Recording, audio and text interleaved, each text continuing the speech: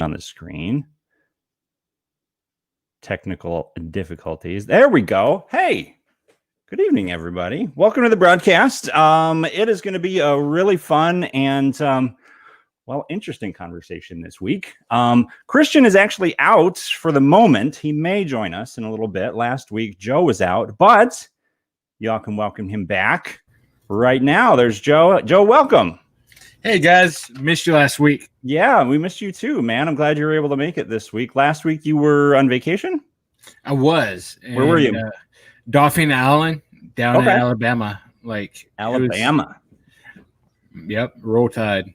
Yeah, like out in nowhere. I know we tried to get you like on your phone or something, and that wasn't quite working out. So glad to have you back. Christian's kind of in the same category where he's on vacation this week too, and he thought he was going to be able to make it in, and he had a little bit of a time zone differential something going on. So he's going to try and see if he can make it on. But we also have the rest of our panel here. Alberto, your boy. Hello. Hank Hill. How's it going, Alberto? It's going pretty good. You? Yeah. Good week? Yeah. Awesome. Yeah. Very cool. And of course, last but not least, our comic guru, Bobby. I'm the geek that you have, not that you deserve. Yeah, right. Exactly. AKA the captain. Oh, captain, my captain. I don't know. I still say Superman's more patriotic, but maybe that's just because I'm a DC guy, but we'll get into that maybe later. But I love your hoodie. Very nice. Let's dive into the news here real quick, and then we're going to be getting into the conversation for this week, which is all about the movie industry. And that actually is a topic that was provided by a listener. So for those of you that are listening and watching, leave a comment if you think there's something that you'd love to have us dive in a little bit deeper on and discuss. Just leave a comment and let us know. This week's topic totally came from a listener, Todd. If he's listening, thank you so much for the topic idea. This is a great conversation and topic. So, but let's get into the news. Bobby, you wanna go first? Sure, as always, I guess. As always, we'll dive into comic book news. Yeah, sounds good. Comic book news. So, in the Adventure Continues number 9, which is a kind of a prequel series from the Batman the Animated Series to the New Adventures of Batman and Robin. It talks about in Adventures Continues number 9, it solidifies as Jason Todd was the second Robin in the animated universe. And it shows how Batman saw him as a young, scrappy fighter, but he was too raw, too emotional, and was not going to let him be Robin. And he jumped up and stole the costume to become Robin in the Adventures Continues number 9. Interesting. So, and it also shows him as the Red Hood. That's cool. What did you guys ever read through the Death in the Family or any of the Red Hood story? I'm just curious if you guys are familiar with that, or if you played the Arkham Knight, right? Mm-hmm. Spoiler alert. So interesting, very cool. Yep. All right, Next issue. So in the Spider-Man Venom free comic series, there's a new big bad coming to the Marvel universe. It is the king of the symbiotes. His name is Null, the god of the symbiotes, and it is revealed to Tony Stark and Captain America that he is on the same level as the Celestials, which is the gods that created the Marvel universe. So new big bad coming. Yep. King of the Symbiotes is at the same level as the Celestial. This is one of the new movies which are coming out in the Phase 4. I was going to say, that's the new movies that are coming out. Yep. Wow. That's interesting. And recently just posted, so it is now revealed in Darth Vader number 6, who revealed to Darth Vader who blew up the original Death Star. Okay, so let's guess. Alberto, who revealed that information? I'm curious. To Vader. Who told him? To Vader. I'm still sticking with the answer I gave you guys earlier. Because I feel like unironically that might be a Jar Jar. It's Jar Jar Binks. You're saying Jar Jar Binks? I feel like this is one of those ironic things. It's like you'll get the real details. It's like, whoa, see, told you. No. Jokes aside. He's the secret Sith assassin. Yeah, exactly. Jar Jar Binks, The real Darth Lord. the real Phantom Menace. Okay, Joe, what do you think? I assume it's Carison. Gosh, my mind just went blank. Lando? Lando. Do you think it's Lando? Lando Calrissian. Mm-hmm. I am going to say probably the Emperor. You No. guys are all wrong. Really? All wrong. It is our favorite person in Mandalorian armor, Boba Fett.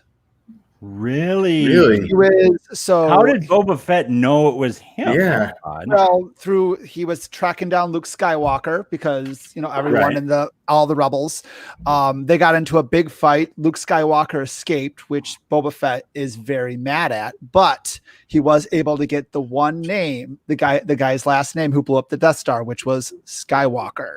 He told that to Darth Interesting. Vader, and Darth Vader put the pieces together. There you go. That's really interesting. So spoilers if anyone's reading Vader number 6, but Yeah. all these Spoiler comics, alert now. spoiler alert. Yeah, a little late. Sorry but about that, but all these Marvel comics see it are supposed to coming. be canonical in so part of the officially, movies. it's Officially, official canon Boba with Fett, all the movies. Interesting. Boba Fett told Vader that Luke Skywalker blew up the Death Star. Interesting. All righty. Anything else? Nope, that's Nope, that's short and comic sweet. books for this Yep, week. All comic right, books for this week. nice, short, and sweet. I'm okay with that. We'll jump right into the conversation. Who wants to go next? Joe? I'll go next. Sounds good. Hold on. If Just you're joking. ready, I can totally jump in if you're not. No, I got it. You good? Cool. All right. So, Xbox revealed that their new Game Pass is coming out this week, and they dropped the Xbox off of Game Pass.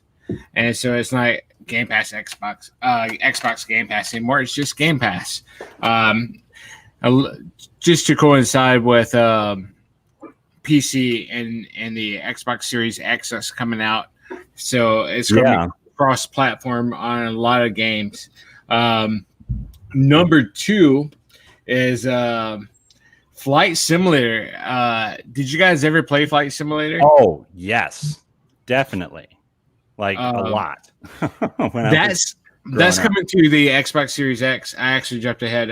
But number 2 is Halo 343 said that they're going to come out with crossplay, input based, and it's supposed to be at 120 frames per second. 120 frames per second? Yes. What? That's what the rumor is. Wait. What? Yep. How is that a thing that the human eye can even register? 2 things. It can't. I was just saying, what's the point of that? The other thing is cross-platform play. Playing Halo with against PC players is not PC fair. would totally kick their ass. I don't understand. Like that's which is to suggest that the Xbox Series X will have mouse and keyboard support. That's the only way to make that even. That's a very insightful deduction. I'm really impressed with that. That's really good, dude. That's crazy that it would be that 120 frames. The human eye can't even register that. So why would that even be? Wow. Bobby, Alberto, you want to chime in? I'm curious what you guys think about. That was my first initial thought. Like, so I'm not alone then. Okay. Yeah. Do I need to buy a new TV? Yeah. No. Right? Yeah. Again? Really? I'm not even allowed to upgrade my one that 4K, I brought in when I married. 8K, 120 frames per. Wow. That's because like my initial thoughts, like the laptop I have at home is an MSI, and it's like the components in the inside are great and awesome, but does that mean that like I'm gonna be the only one seeing it to its fullest potential, and everyone else is just gonna be seeing it at the 30 frames a second that most people see it at, and it is a little bit unfair at that point. That's weird. Cross-platforming. So I am interested to see how they handle it, especially when you play online. I played Warzone before, like on my laptop, and it can dip significantly as soon as your internet connection just starts to go a little bit haywire, or if you're running on like a laptop and your battery starts to run low, immediately the frame rate just dipped substantially as well. So yeah, when it comes to like online play, I know that a lot of PC players really value the frames per second. All that clarity means a lot. It can mean life and death for them. But when it comes to console players, we've been so accustomed to 60 is like the Cadillac number of frames per second for us. So 120, my eyeballs are gonna hurt. That's what I'm trying to say. They're gonna hurt. Yeah, right. Okay, Joe, I'm looking at this here, and this one down here at the bottom really catches my eye. Rumored feature to be coming in 2020. Now, Steam account linking. Is that confirmed or is that rumor? That's rumor as of right now. But you're going to see. They've been talking about that for a while. I'm going to call this out now that Steam and Microsoft are going to partner, and you're going to see more and more of people cross-platform play because people own gone. Just buy them out. What was that, Bobby? Do you think Microsoft will just buy out Steam like it's buying out, like it's in talks to buy TikTok? Mm-hmm. Yeah, they bought TikTok. That's crazy. They're in process. They are in process of buying TikTok. I don't know what they're going to do with that other than just ticking off the president, apparently. But as far as gaming goes, I'm not sure you can do much with that. But I'm curious about partnering with Steam or buying them out. I mean, that'd be huge. When you talk about the amount of exclusives that would just instantly become available on that platform because of the Steam library in and of itself is ginormous. So I just wonder. Go ahead.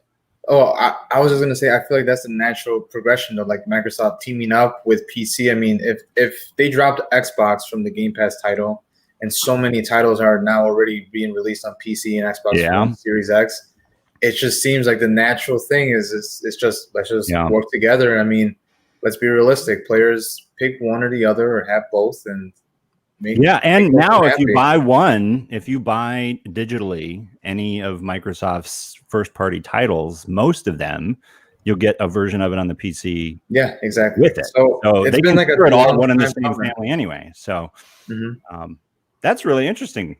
Wow.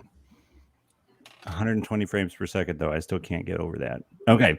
And then what else we got, Joe? So for PC news, going back to Flight Simulator. Yeah. I definitely played the crap out of this when I was younger. It was released on Steam this week. It is the #1 fastest selling game. Is it the #1 game on Steam right now? It is. Really? Flight freaking Simulator is the #1 game on Steam. Have you guys watched any of the videos? Yeah, no, I haven't. It's a beautiful game. Yeah, it's an absolutely beautiful game. I don't know if I personally would enjoy it. I would probably fall asleep, crash into a mountain. Well, luckily, that's why the name Simulator is in the title. Right? Conspiracy theory. Please, someone in the comments tell me wrong, but didn't like the 9/11 terrorist practice on Microsoft Flight Simulator? Snap. That's the rumor. I mean, not controversy, Bobby. Not that I'm. Oh boy, I don't remember that per se, so I forgot if I. Clearly, the violent video game Flight Simulator made them do that, right? No, they didn't make them do that, but they. I'm kidding. I thought it was trained. I mean, I'm not trying to rumor. No. I get it. I get it. I'm not. I can't quote anything, so I'm trying to remember. That was my poor attempt at making a joke. Because video games make people do stupid things, right? That's what video games make them do it. Yeah. Stupid people make stupid people decisions. Stupid people. I really want to try this though now. Me too. It looks like either the most frustrating or the most relaxing game I could probably ever play, and probably both. So. Has anyone played Elite Dangerous? I was just going to say Elite Dangerous is like the space equivalent to Flight Simulator. Absolutely. I love that exact same thought, Joe. Exact same thought. Absolutely beautiful game. Can be boring as all get outs. Like if there's not a whole lot happening, there's not a whole lot happening. Pretty dull. Very true. But when it does happen, it happens well. Yeah. Cool. Moving on to PlayStation 4. Cuphead was released on PlayStation 4 this week as well. It was Cuphead. And, let me bring that. Hang on. Let me bring that up here. Cuphead was released, and to be honest, I was a little upset when I heard that. Why? Because I want Microsoft to have those exclusives, because I'm a big Microsoft guy. See, but as a gamer, I hope exclusives go away. yeah, I agree with The that. developers make more money, and I the agree with gamers that. win. Yeah. Yeah. Here, let me see if I get it. But it is nice it came to the PS4 because the game went on a car, a Tesla, before it came to a PS4. Like that's how at the bottom of the list Did it it- was. If that makes It was on better, Tesla. It was Yeah. playable in a Tesla. They started to sell like on the Tesla app or whatever. I don't own one, but I know that you can play Really? like on the dashboard. Yeah. I had no idea. So that's how fascinating. bottom of the list it is, Dan. So PlayStation is okay.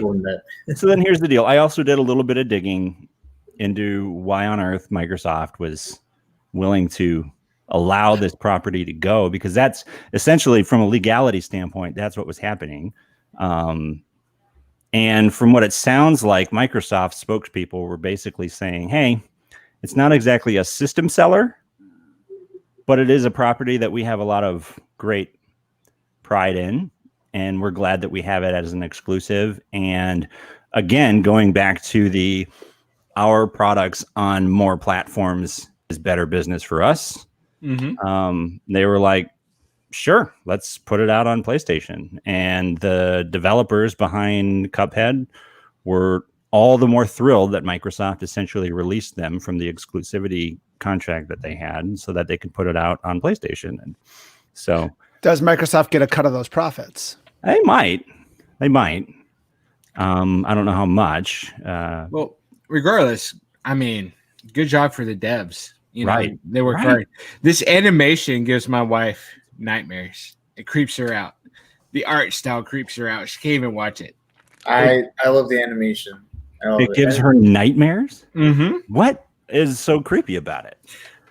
It reminds her of that Twilight series movie. You remember about the little boy who could like put people into a cartoon world in Twilight series or Outer Limits movie? Do you The guys Outer remember? Limits? I did not watch that. No, Outer I Limit. didn't. No, It reminds her of that. It just creeps her out too much because it's That animation. it's so beautiful though. It's like hand drawn 20s, 30s, 40s Mickey classic Mouse animation. type. It reminds me of the Right. Mickey Mouse Steamboat Willie. It's such an amazing game, and they've added additional content to it since it originally released too. So they're still supporting it, and now PlayStation gets all of it right up front, which is cool. So I have a quick question that is off topic, but is there a game out there that is a system seller that you're like, I'm going to buy this game because it's on the system? Legend of Zelda for me. yeah, The All Zelda right. games. just That's the Zelda franchise. In that general. franchise is why Okay. I always went and bought a Nintendo. So Alberto, what about you? Is there any game that Yes. came out where you're like, I buy an entire system for this? For sure. There was for the Xbox One when I saw the trailer for Sunset Overdrive. Oh, That's really? it. I know a lot of people weren't crazy about it, but I mean, it's the baby of what became Spider-Man, that's very and true. it's awesome. And then for the PlayStation 4, when I saw Horizon Zero Dawn, I immediately just got a PS4. I was like, there it is. That's the one for me. I don't know. Those two games really just stood out to me. Confession. I never finished Horizon Zero Dawn. It bored me. Oh, I didn't finish that game either. I haven't Bobby, started it Bobby either. didn't finish it either. you guys are killing You me. never you miss you miss 100% of the shots you don't take, right? You never finish 100% of the games you don't start. So Michael Scott. totally okay. Michael Scott Paper Company. That's hilarious, Joe. Because I remember that season, and you were all big on like PlayStations, like Yeah. PlayStation. You Once- should get a PlayStation. You should get a PlayStation. And then finally, by the time I got a PlayStation, you had already gotten rid of yours. Got rid of it. Like, are you kidding me, dude? Come on now. I had to pay for a lawyer. Yeah, I know. So Life happens. Life happens. life happens. That's exactly right. So The Last of Us remastered, when they announced that, that's when I was like, I'm getting a PlayStation 4. The only time in my entire life I'm like, I have to have a system to play that game. I still have to finish both of those. They're sitting on my shelf, and I just don't have time to do that anymore. Hashtag dead life. Okay. Moving on to, were there any other PlayStation news? I feel like there was one more thing. There was one more thing, and Sony just confirmed that Spider-Man will not become cross-platform play. Okay. Speaking of system sellers, Bobby's like, I might need to get a PlayStation. If No, I'm just saying Yeah. Sony's trying to clamp down on That's Spider-Man. exactly right. The company that Exactly turned right. out that had the advantage, that had the one time could have bought the They had all entire. the cards. They had all the cards, and they just said, Totally. "Who wants to see the Avengers?" Nobody. Yeah, that's what Spider-Man, sure. they bought the Spider-Man Nobody wants to see the franchise. Iron That's Man. right. Who's Iron Yeah. Man? Nobody Mm-mm. cares.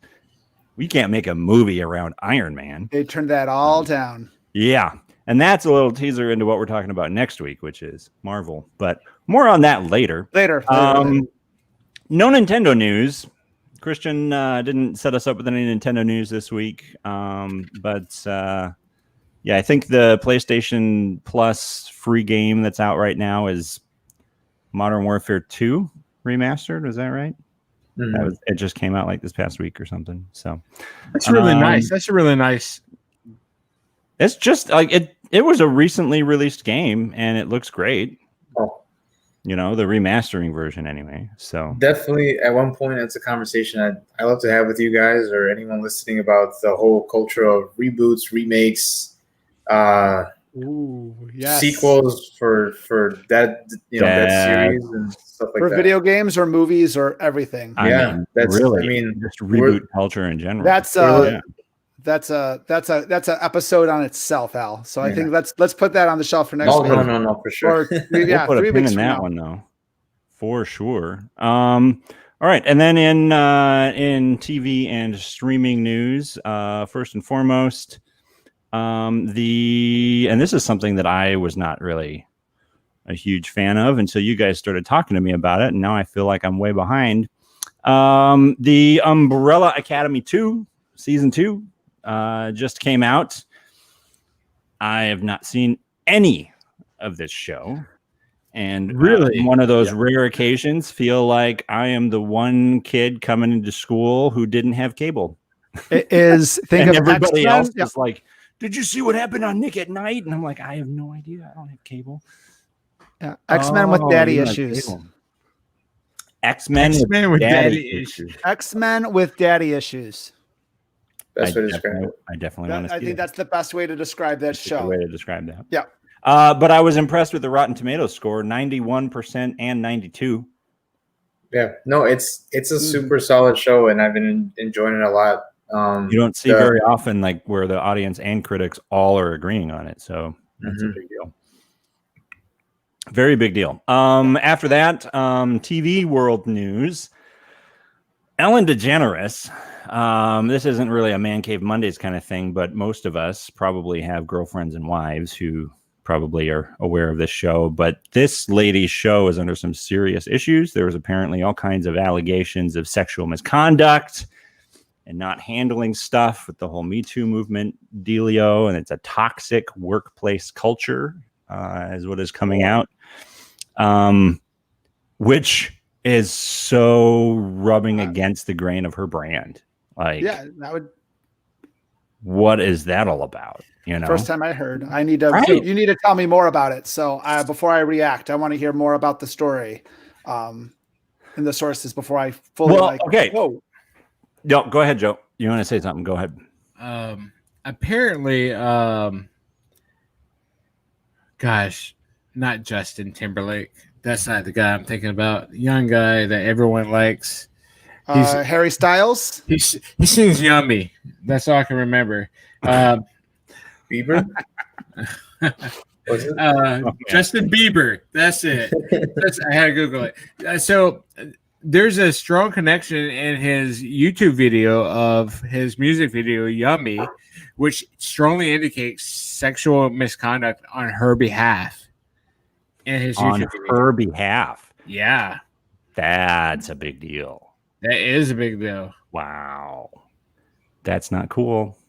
Not cool, Ellen. There's no dancing around that, is there?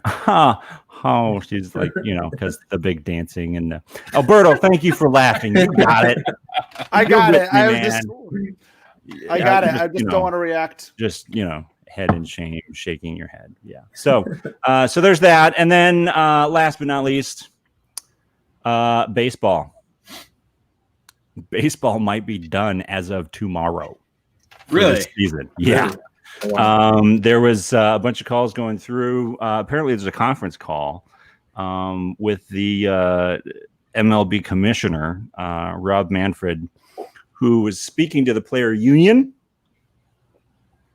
And as of right now, there are 6 teams who are completely shut down because of COVID. That is 20% of the league. How do you go forward with the schedule with like 20% of the league down, and who knows what's going to happen after that, right? So rumor has it that they are going to be officially announcing tomorrow that the season's over already, before it really even started. So What's the Cubs and Sox record right now? Exactly where it needs to be. Nothing and nothing. The last time I was watching the news, season. How does that work out, right? Yeah, exactly. Hey, Cubs are 7-2, so That's they're number 1 in their division. They're number 1 in The Cubs are number 1 in their division. They're 7-2. can't stop them now. Way to go. That's the best. That's I'm gonna just stop my mouth right now because I'm a Sox fan and I'm gonna get all kinds of hate mail. So okay, yeah. So that's the news, and then moving on to movie related stuff. Alberto, you got that right? Yeah. And I've got I'm not on the ball. I had Joe's Xbox news graphic up the whole time. Idiot. Gosh. Okay. All right. Movie news.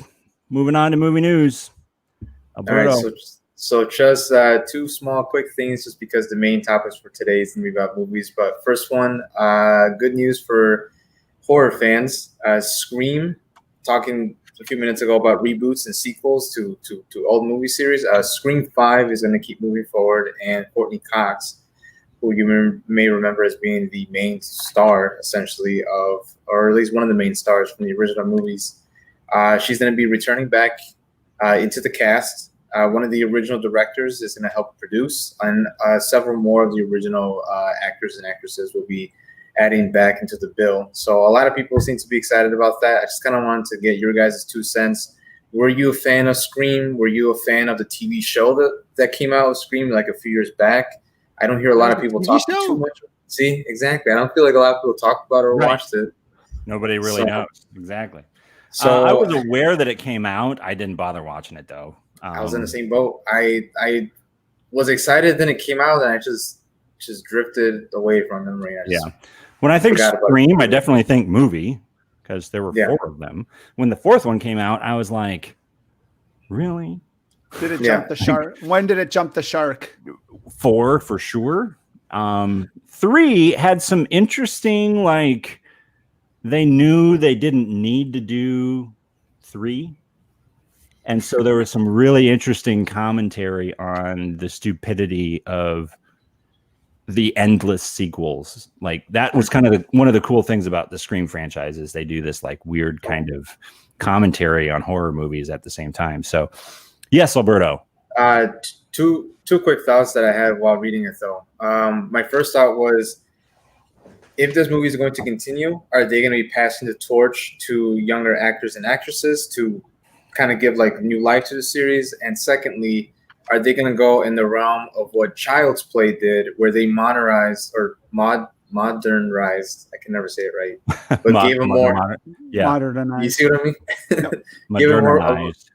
We gave it more of like a modern take of what a killer doll would be like in the 21st century. It was no longer just some plastic doll. It was more AI learning that was able to scan people, that was more robotic. So are they going to be the one that Mark Hamill voiced, right? Yes. Yeah. So now I'm kind of wondering, is Scream 5 is the new killer, whoever it may be, are they going to be going with a little bit more of modern stalking type of things? I mean, back then it was all calling someone's home phone, but now it's like, are you tracking someone's location on Snapchat or on Instagram and keeping tabs on them from there? So kind of wondering like if they're going to give it. If that's the case, they might as well like don't bring in the old actors and actors. Like if you're going to hand it off to another group, then just reset the whole thing, But or you could just let the franchise just be what it is and leave it alone and use that idea to make a whole new franchise.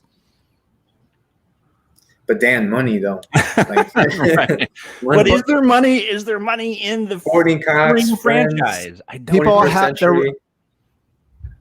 Sorry. No. Go ahead. Hollywood's out of ideas. That's very true. That's the thing. Hollywood's out of ideas. So, and that's going to come back to one of our future episodes. Why there's so many soft boots, reboots, redos, whatever the case may be. But how many RoboCop soft boots do we have right now? How many Star Wars reboots are we going to get? RoboCop is in Mortal Kombat now, and I'm totally cool with that. I love the new RoboCop. I love both RoboCop versions have a special place in my heart. Even the TV show. Really, Did you guys, the TV show too? Oh yeah.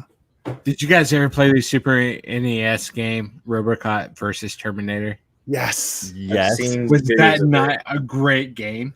It was so terrible, Joe. It was one of those so bad it's good. I think. That is exactly right. Was it not a great game? You're right. It was not a great game.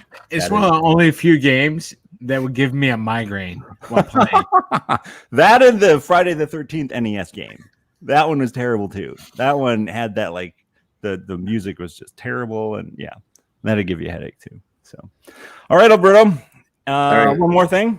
Yeah, just one more thing. Last thing in the realm of out of ideas, they are making a biopic. I don't know if you guys have heard about it, about Hulk Hogan and Chris Hemsworth, who you all may know as Thor. He's going to be at the helm of it. He's the main character, and finally, Chris like an official Hemsworth is going to be Hulk.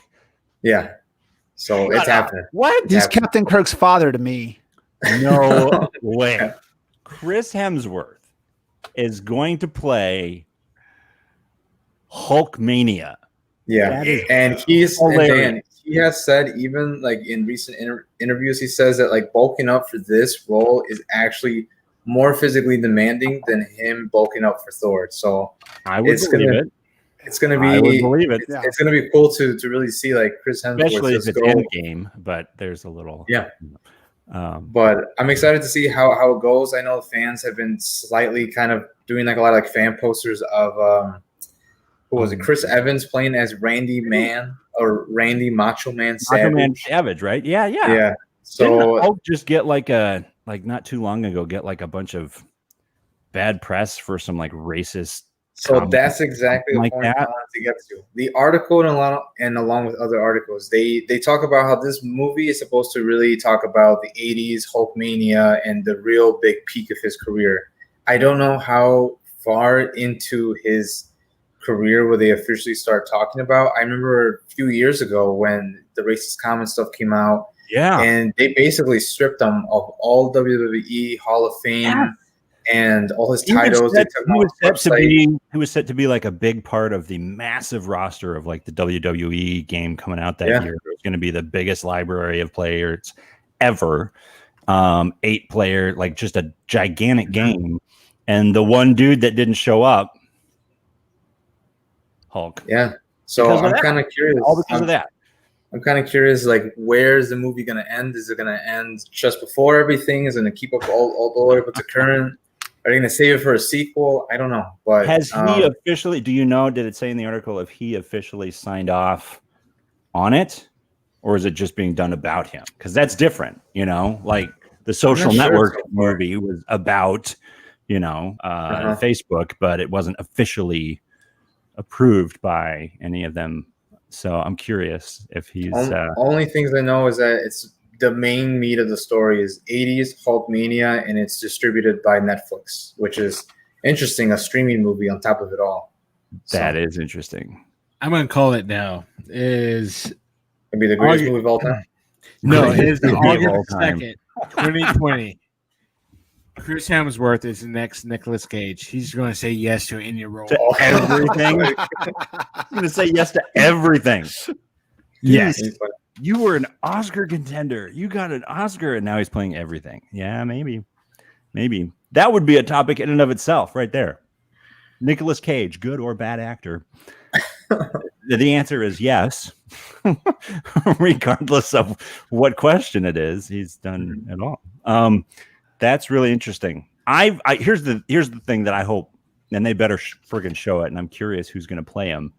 The Hulk versus Andre the Giant match. yeah. Where he Like literally lifts up, suplex, just straight up to Andre the stinking giant. That is a huge moment in sports history, whether you legitimately think it's a sport or not. That takes skill to be able to pull that off. If anyone's listening in the comments, who would play Andre the Giant? I was going to say, yeah, Bobby, who the heck would play Andre the Giant? I don't know. What do you think? What do you guys think? Who would play Andre the Giant? Bobby, you chimed in with the idea. What do you think? Oh, no, who should you play put Andre? me on the spot. No, I have to think about it for a little You'd have bit. to think about it. I got to think about it. So We'll circle back around. But speaking of movies and reboots and Hollywood being out of ideas, that's kind of the conversation for tonight. Hollywood is going through some serious issues right now. Bobby put together these lists, these graphics. Let me see if I can bring these up here. Which one do you want to go to first, Bobby? just shoot it. Let's go with let's show with the trends. So let's go with the trends. What happened in 2019 versus 2020? All right. So just to kind of show right here. So right here we you go. can see Top grossing movie sales in 2019 and 2020 between January and July. So as you can see in January, the month of January, we're already having more money. The top 10 grossing movies are already making more money than the top 10 in January the previous year. Yeah. Same thing in Off to a great February. Then COVID happened in March, and you can see the dip happening. So all you can see now, we're making less than $1 million every month of the top 10 grossing movies. Right. So you can see and that's actual data from boxofficemojo.com is where this data is coming from. So I am an Excel nerd, by the way. So hey, I'm totally okay with that because I'm not, and this is awesome that we have this stuff here. So thank you. keep on going. Yeah. So then next one here, top movie versus. So what was the top? So anyone want to guess what was the top grossing movie in 2019? Was Endgame last year? The last Endgame was last year. So I'm gonna say Endgame then, because I Joe? think it was last. Agree. In game. You are correct. It was Endgame. All right. And what was the top grossing movie for this year? So Sonic far? the Hedgehog. That's my guess. Your guess? Oh man, that's a pretty good guess. I am not gonna lie to you. That's maybe John Wick 3. No, because John Wick already. Was that technically last year? I feel like that was this year. It all blurs to me. I'm gonna go with Joe. Sonic. I can't think of anything else that came out this year. I just remember Frozen. No, Frozen 2? came out last No, year. that was November. That was last December, year. That right? was Yeah, last year. Yeah, that was last year. Why No, does it feel like a century ago? Bad Boys for Life. Shut up. Really? Yeah. Really? No. Yeah, the Bad remake. Boys for Life. Wasn't that also the most successful Bad Boys movie ever? On top of it all. Bad Boys for Life grossed $154 million. Wow. That was this year between January and July. Avengers Endgame grossed $725 million, and that's domestically. All right, so right now, as it stands, top as it lifetime grosses. You want to go to that one for films, like the top films, or do you want to do? No, I was going to go into what was the worst grossing movie just to show how bad it's going in. Yes. So comparison. So right now, the worst top 10 grossing movie last year, Isn't It Romantic, made $1,825,000. You know what that movie is? Okay, that was that Rebel Wilson movie, I think. Isn't It Romantic? Isn't It Romantic? Well, clearly it wasn't. The worst grossing movie in 2020 between January and July grossed how much? The worst performing top 10 movie. How much did it gross? Any guesses? Wait, what did the last What did the worst top 10 grossing movie make? The Isn't It Romantic? What was that one? Like 1 million. It made $1.8 million. 1.8 million. 1.8 million. What did the worst movie so far make between January and July this year? It's called Be Natural, The Untold Story of Alice Guy Blanche. Okay. How much money did that make? That is 20,000. $20,000. I'm gonna say like $50,000. $50,000. I'm gonna go out on a limb and go The Price is Right with $2 million. You're all wrong. Of course we are. I don't have any idea what that movie was. $389. $389. $389. Straight up. That's how much the worst grossing top 10 movie made. Out of the top 10 movies, the worst top 10. Not 389,000, just 389 Benjamins. That's it. Does that include like two? Oh no, 389. No, not Benjamins. 389. That's just ticket sales from boxofficemojo.com. I took all the data, 389 George Washington $1 bill. That's it. Yeah. So that's just how bad. That's really bad. The movie theater business is going right now. So just to put that in perspective. So that brings me to this graphic here, as we all kind of look at the percentage drop as soon as we get to like March and April. Like, holy cow, over last year, the difference, and over the last month, right? These are the top 10 grossing movies and how much they 100%. That's like, wow. Yeah. What is going on in the movie industry right now, right? Like, how do they make money? What is this going to look like, you know? So right now, if you guys haven't heard, and I'm sorry, and you guys can pitch it, so I'm sorry if I'm dominating here. That's you did a lot of the research, so that's so okay. Paramount and AMC had a big fight. Anyone seen Trolls World Tour on video on demand? I've seen it on demand. I haven't watched it yet. Okay, so Trolls, the sequel to the Trolls movie, Trolls World Tour, was supposed to debut in movie theaters. COVID happened, so Paramount did just put it directly to Amazon Prime on video on demand for $20 for a 48-hour rental, direct to movie sales. That made AMC really mad, and they wanted to ban all Paramount movies going forward. Really? That was the big deal. So that was back then. That was back then. Now they just made a big profit sharing deal where now they'll only show box office movies for 17 days before they go direct to digital release for video rentals. And AMC will get a cut of those profits. The smaller movie theater chains that are not AMC are kind of scratching their heads because right now they're only playing. What are they going to do? They're playing the classic movies, and if these bigger movies are going to right to sales, they're going to lose out on a lot more money. There's a new and if there's a new article that was published on July 29th on the Wall Street Journal saying how there could be a tendency for movie theaters for only to have the big blockbuster movies in the movie theaters to draw the bigger crowds, and then all the smaller budget movies are going to go direct to homes. Right. So all the comedies, the lower budget movies, they're going to go. You're going to see more of those. So that's some of the predictions that the Wall Street Journal is making right now. That's crazy, dude. Absolutely crazy. What do you? Okay, Joe, I'm curious what you're thinking there. Do you go to many movies or no? I do. Or did you? I did. But here's the thing. I have a wife and 4 kids, right? Yeah. That's expensive. That is very expensive. It's very Very expensive.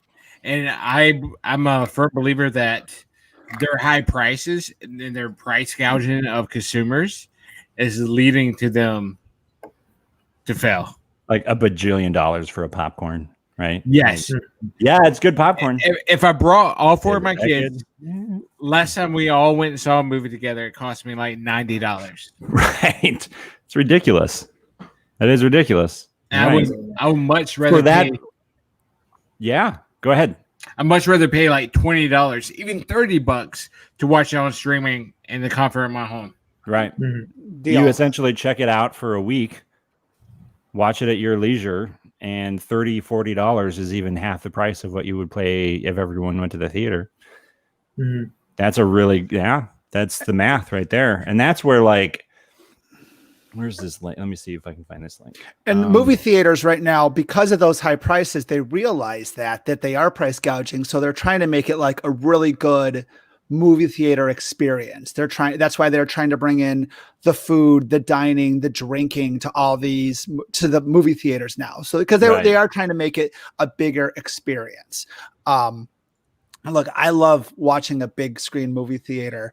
Dan, some of my favorite memories is watching X-Men 2 for the first time, seeing Wolverine pop out his claws and ripping into soldiers. Yeah, right. When Black Panther pops out of the portal in Avengers Endgame and going Bombay, and everyone's just screaming, and some of those magic move, where you're in especially when you're doing it with a whole theater of like fanboys. Yeah, which is I mean, you're not going to such a cool experience doing it that way. You're not going to get that in a theater, but give me a chance. I would rather see Black Widow on my big screen TV right over here. I would pay $30-$40 for a 48-hour showing to see that with everyone else.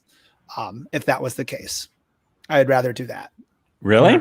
Alberto, how do you feel? Would you drop $30-$40 to watch opening night movie in your home?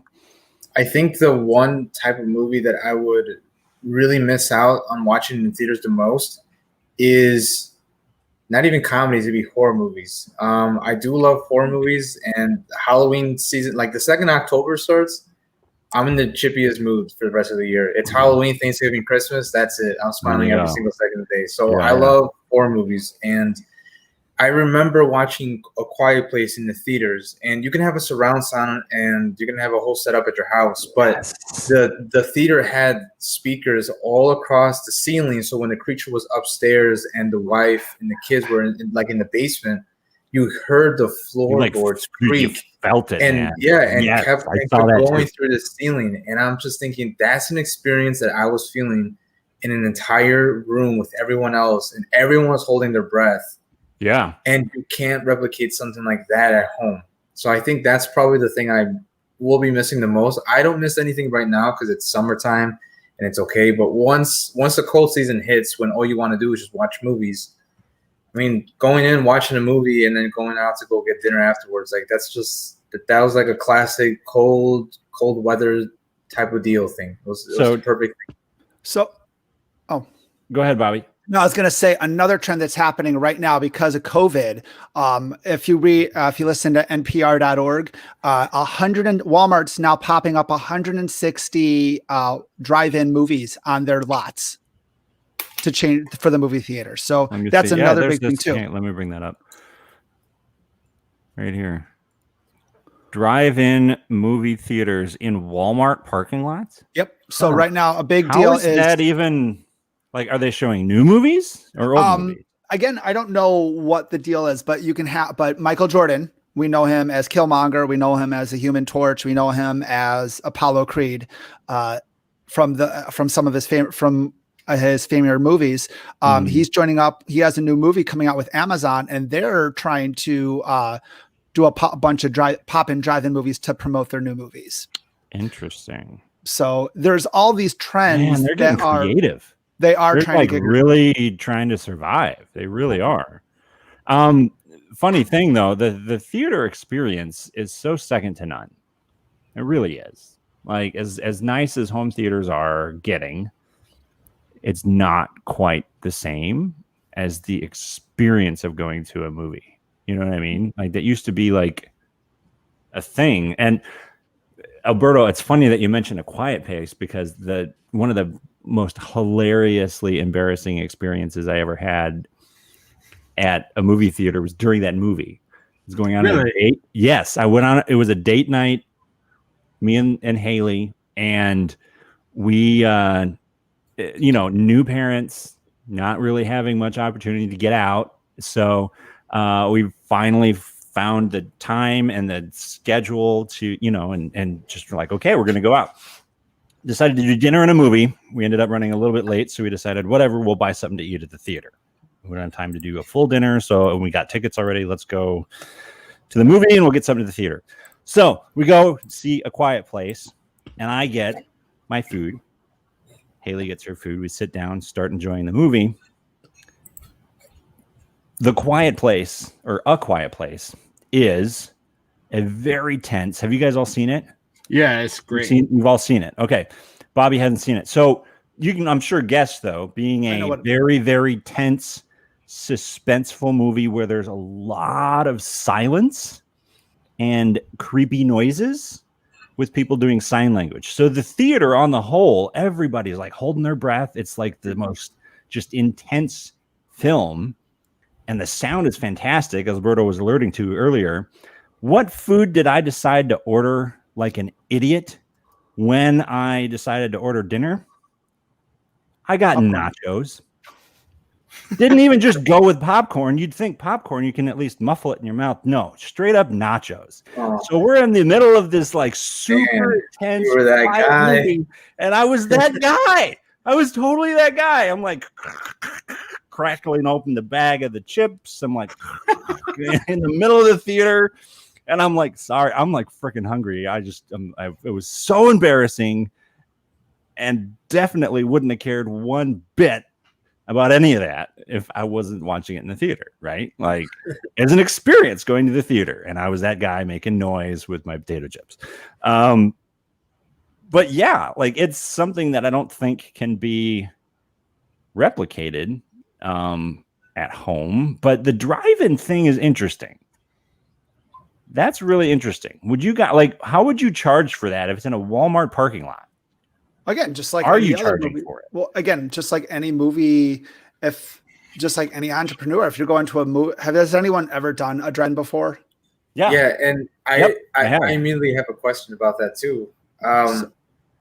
There was a drive-in theater that I went to last fall. Me and Ariel, my girlfriend, we went to go watch like a double feature. Right. And on the way there, I remember reading on the website, they were kind of like bad talking this one hot dog shop that was right next door to it and saying anyone that comes in with Scoops hot dogs will be kicked out of the drive-in theater parking lot immediately. And I kind of researched it a little bit. I was like, why are they so against Scoops hot dogs? And it's because the owner of Scoops hot dogs refused to dim their lights, which was right next to the drive-in theater. So the lights would start to shine a little bit in the drive-in theater. So the drive-in theater had to get really tall fences to try to block out as much light as possible. And if you drive by the hot dog stand, they put more lights, I feel like. It's like a neon, like 1980s Vice City shop in there. Just in spite. So the question leading up to this is that Walmart is never in a deserted street. It's always on a main road next to a bunch of businesses and enterprises. If it is going to do drive-in theaters, my biggest concern is just the lighting.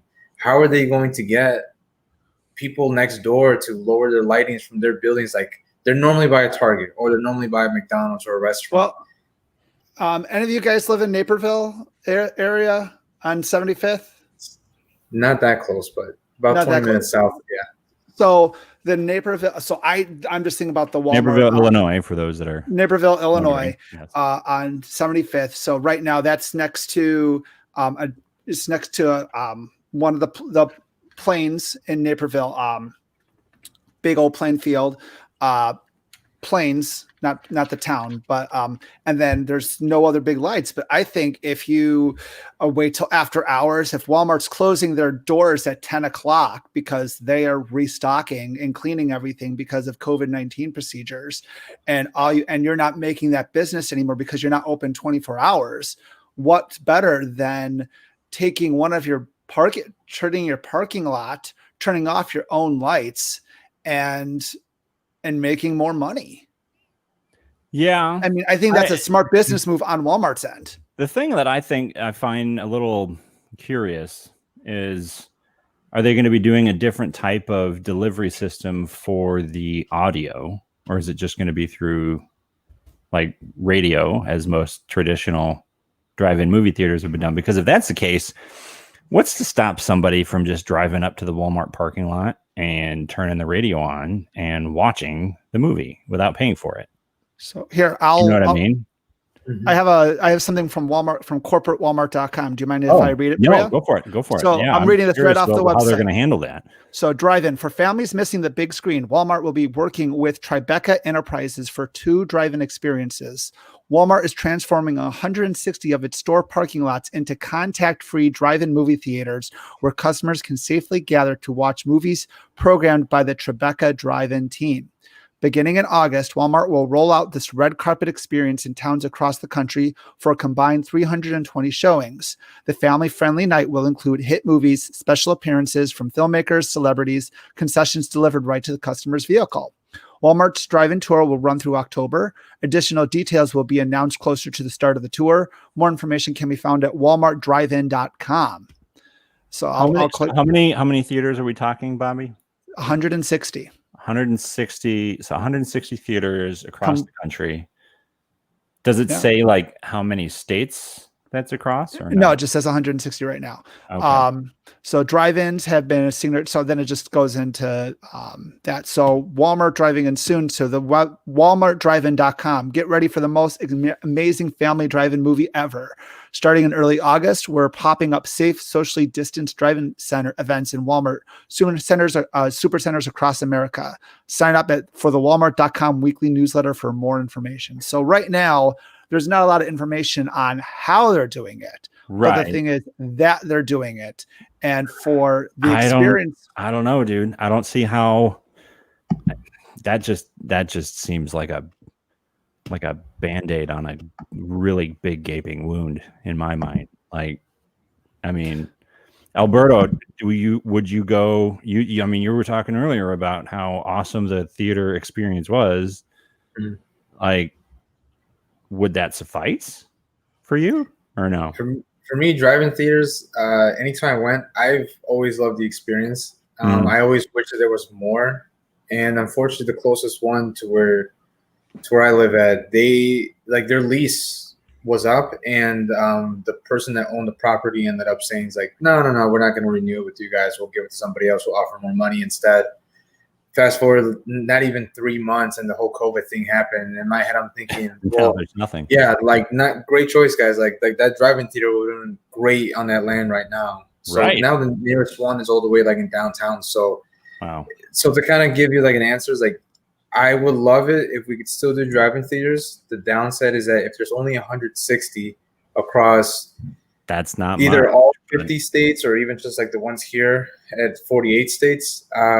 I feel like I'm going to have to definitely be driving all the way out to downtown Chicago to always just be able to catch a show, which might always sell out. And on top of that, a lot of drive-in theaters don't do pre-sales. They do cash sales. So you'll make a drive for an hour and a half. So then later on, it'll be a sold out show already by the time you get there. So I don't know. If it's successful, though, I mean, if it is successful, and I don't know what the metric for that would be, but if it's successful, it could expand. Maybe this is like a resurgence of the drive-in movies. If people are real nervous about going into a building like that, I can kind of see that happening. Joe, if it was more cost effective, would you bring your 4 girls and your wife to this experience to see something your family all wants to see together? Would you go on down to the local Walmart and get yourself a new flick? Well, I mean, you have more children than Make sure Dan you and I don't buy combined, that. so Make sure you don't buy the hot dogs from the vendor across the street, though, because we just do not get along with them. Two things. I would. I would. I actually looked into. I spoke to a local businessman about partnering and opening up a drive-through, a drive-up movie theater, but using old movies that are out, and you will make your money not off the movies, but off of your concessions. concessions house. Yeah. Extremely overpriced popcorn, as we were saying. Right? Yeah. That's exactly right. But would you take your family to go see that? Would going down to the local Walmart and catching a movie be a decent enough experience, or would you take sitting at home and watching it over that? Man, part of me struggles because the Louisiana redneck in me is like Walmart. So Walmart is calling. Walmart is calling. I have to go. I have to come. I have to go. It's the Walmart. You don't understand. But then the other side of things is I love my house. I love to be able to watch movies on my TV. Yeah. And relax, not have to worry about someone smacking or chewing their nachos in a quiet place. I don't have to worry about that. Exactly. Or bringing their baby. There's always a baby in a movie theater. Right? Somebody's bringing that kid. You know they're not old enough. Yeah. So something else, which is because of COVID, Disney has pushed back a number of their movies to other dates. I got a list of that. Right now you have Mulan is no longer being released August 21st. It is now have an unset date. And I'm reading this from CNBC.com. All dated Star Wars films and Avatar sequels have been pushed. Avatar, James Cameron's Avatar, not Avatar The Last Bender or Korra, the legend continues. Talking about the blue guys. Avatar sequels have been pushed back 1 year on their calendar, and the company said it's due to closures of production shutdowns during the global coronavirus pandemic caused to make a number of adjustments to its slate. So, even the Marvel has Black Widow, and all of their slates have been pushed down. According to and this is who was this? The Screen what are they? Screen Junkies? Screen Rant. That's who it was. Put out a list of every movie so far that has been impacted by COVID-19. There are 70 of them that are either they were in production, they were ready to go, ready to be released, and they have had the dates moved or just straight up delayed indefinitely. I don't know exactly what that means, because there are others on here that are like, well, nope, we're just going to go right to streaming instead. Bill and Ted's Excellent Adventure, or not Excellent Adventure, Face the Music. Bill and Ted's Face the Music. 3. Right. That's going to be going to streaming. Is it going to streaming? That's what they're saying. I'm totally I'm in August, so it's coming up soon. Excellent. Yeah, exactly. I'm like, the trailer for that is so good. Like, the world needs this movie right now. It really does. But here's the thing. Like, they had the here we go, Ghostbusters reboot or sequel, Afterlife, whatever the heck was going on there. It's a sequel with younger kids. Connecting with the older guys and kind of, passing on the torch. They're trying to go on Stranger Things. Yep. They're marketing on Stranger Things. Godzilla versus Kong, that was scheduled to be coming out. That is pushed back now to 2021 next year. Ghostbusters has moved back to next year. Fast and Furious 9 moved back to next year. Doctor Strange and the Multiverse, that has been moved back to 2022. That was supposed to come out next year. You have to push all that because all their productions all the other movies that were supposed to come before it got pushed back. So now that one's getting pushed back. And their Disney Plus series, which are interconnecting with the movies, got pushed back too. So. And here's the side that I'm not really all that really worried about. All these freaking Avatar ones that you were talking about, Bobby. I really the don't first care. one was. I was fine with the first one. I don't The know. first why. one was Fern Gully meets, Pocahontas meets. it was dances with Smurfs and Yes. Fern Gully. Like that's Yes. what it was. And with I'm a mix like, of okay. Pocahontas. Yeah, the 3D was great and it was amazing, and everybody was like, "No way!" And now everybody's doing it, and everybody's tired of it. So, Yeah, I really don't care about Avatar. I really don't. But what movies on this list? I mean, you've got a new Mission Impossible movies that were coming out. They have Jurassic World was coming out, John Wick 4, Indiana Jones 5. They had a Home Alone movie that was being produced and ready to go. And I don't know how that works nowadays. Really? Concept of that movie, I've gone over it a million times in my head. How does that work in even a remote fashion now? I don't know, but I'm curious and I want to see how that would go. The Scooby-Doo movie, that's going straight to digital. They don't know when yet, but they've that's already on. Really, Is it it's on already digital Oh, already? yeah, Is it's that already there. on It's on digital? Amazon Prime. Shut up, really? It's All there. right, I guess It's I'll there. have to watch that. I could have bought it on my Apple TV. Yeah, She wanted to see that one. it's there. New Mutants, right? What? That's That gonna got come pushed out. back It got pushed back. What? Well, again. August. So Again. August 28th is the release. For now, a bajillion times. Yeah, right. Morbius, right? Venom, Morbius, Spider-Man, the whole Sinister Six build-up, that's getting pushed back. There's so many movies. Wonder Woman is on here somewhere, and the Batman, and like the Eternals, right? Like the Flash sequel is getting pushed back to 2022. The Flash movie is not. Wait a minute, it's not delayed; it was moved forward. That's interesting. What is DC doing? They still, I don't know what they're doing. They're waiting for the Snyder cut. That's exactly right. They're waiting for the Snyder They're cut. totally waiting for the Snyder cut. The Matrix 4, right?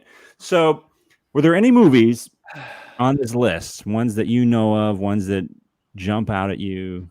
Yes. What are Immediately, you yes. what are you disappointed that you still have yet to see or have the opportunity to see, and you probably would have by now, or at least by the end of the summer? Yes, Alberto. Every single summer, I think I've been super fortunate that this is all selfish talk, but having a birthday in June, almost every year or every couple years, Pixar always released a new movie in June. The movie that was supposed to come out this year was Soul, and it was supposed to be about a jazz musician who kind of gets put into like an afterlife type of deal, and it stars I think Jamie Foxx and Tina Fey. I was looking forward to that, counting down the days. I know I'm in my mid-20s. I'm a sucker for Pixar. I'm a sucker for jazz. I'm a sucker for Tina Fey and Jamie Foxx. So it was perfect, and that got moved. And then I just finished also binge watching The Sopranos with my sister and my dad, and we just finished watching easily one of my most favorite television series I've ever watched ever. And I looked it up, and there was a movie coming out, The Many Saints of Newark. It was a prequel to the entire Sopranos series. Super excited until I read the bottom of the Wikipedia page that said, due to COVID, they're moving it from September 2020 to March 2021, and who knows if they're moving it. And I didn't even know that was coming out, dude. I'll be honest. That's what I mean. Like that was that's a good movie. Yeah, Alberto, you got good taste. Yeah, thank you. Yeah, good taste. Really interesting. Yeah, it looks like a good movie. Bobby, what about you, dude? What are you like super bummed that we're not? I was bummed I wanted to see Black Widow, to see the start of Phase 4. It pushed everything back, man. We would have been, Dan and I, we've been doing this since what? Rogue One? Yeah, probably. We meet up, or whatever came first, Rogue One or Rogue One came first because Thor Ragnarok. Which one was it? Well, we met for Rogue One. Well, Rogue One was the first one because I remember Lily was just born. You just became a dad, and I had free tickets and I got you out, so we were able to make that happen. So I remember Rogue One, and we've been seeing movie. We try to go out for drinks beforehand. We have some drinks. We get some chicken wings, and we go see a Marvel movie, or we just have fun. So I miss that. I miss those just hanging out with someone who would geek out with me and watch these movies. And unfortunately, I mean, we could still do that. Yeah. But it's not quite the same. Black thing. Widow like, was if you were to do like a a watch party, like online or something. Like, hey, I'm going to rent the movie and you rent the movie, and then we'll all watch it together. Oh, that's kind of nice, but it's not the same thing. It's not the same thing, right? Like, it's just, I don't know. It's not. Joe, what are you really disappointed you're not able to see? I know you were really looking forward to the Paw Patrol movie, right? I was Definitely wanted to see Chase is on the case. Totally. So I am a huge Godzilla fan. What did you think of the last Godzilla, the last two Godzilla movies? Loved them. I loved both of them. Yeah. I enjoyed them as well. I really did. And Godzilla was supposed to come out this spring, and it was pushed back to September, and then it was pushed back to November. Now it's 2021. Yeah, May 21st, 2021. Dude, are we ever going to see this movie? Like, come on. No. And it's the one where he's fighting King Kong. No, this is going to be Half-Life This 3. movie so bad. Come on. But again, okay, that's the kind of movie right there. Absolutely not even remotely the same thing watching that movie at home. That is a movie with massive, massive monsters, huge characters. It's all about the size. You watch that on a gigantic IMAX screen with like Dolby Atmos, whatever craziness, surround sound insanity that shakes your seat when you're in it when Godzilla's walking around, right? Yeah. You cannot replicate that at home very easily or very cheap, right? Yeah, Unless, very cheap. Maybe you have your wife standing behind you shaking the seat when or something like that. That's exactly what she does. That's totally what she does. That's true love right there. Yeah, right, exactly. Or you definitely can't replicate that at a drive-in experience, right? No, like how do you get surround sound and like all of that whole atmospheric? So is there going to be a market for theater in the future, or are they going to all go under, and then we're just going to have to kind of deal with the fact that they aren't around anymore? It all depends on the technology. It's a problem of equity too. People who don't have Wi-Fi in other states where the internet is not there, they're still reliant on they're still reliant on the red boxes to go out and pick a DVD. So right now, the movie theater business, it's on life support. Definitely is. I think that if you can get the internet to more households where you could do more video on demand, then you're going to see, it's going to go the way of the dodo. But right now, you might see a resurgence in the family experience inside, people just trying to get out of the house, going to go see a family movie, people getting together, hiding a couple, adult beverages in their cooler, watching a movie. And watching a movie that you don't want to keep theaters around just so I can sneak in a box of Reese's Pieces or something, and feel like I'm sticking it to them for pricing me over the popcorn. That's what I want. I can't enjoy that Robin Hood-esque moment if I'm not getting overcharged for popcorn anymore. Dan, what movie? You didn't answer your own question. What movie are you? You didn't. What movie are you going to be missing, or that you missed? There's so many. Which one? Pick the one. I can't. There's not just one. I can't just pick one. I've been really curious about what was going to happen in the next Jurassic World movie because of the way the last one ended, being so just like what the. So that got my attention. The John Wick series has been fantastic, and I want to see what happens after that. The Mission Impossible movies just seem to get better and better. All the comic book movies, which we'll dive into the Marvel stuff next week, but all the DC stuff and everything too. Wonder Woman. I would be seeing Wonder Woman. I've already seen Wonder Woman. I think that's the movie. On top of that, the only other one that is really huge on this list, if I can find it. No, there's two. There's two more. There is Tenet, which I would have already seen right now, probably about a half dozen times. And where is it? Where is it? Here we are. Nope. Tom and Jerry. Yeah, the Tom and Jerry movie. Totally, Alberto. The Tom and Jerry movie. Right here. No Time to Die. The new Bond movie. So remember, I've been waiting years for a follow-up. and it's not just because of the movie theater. Sorry, Dan.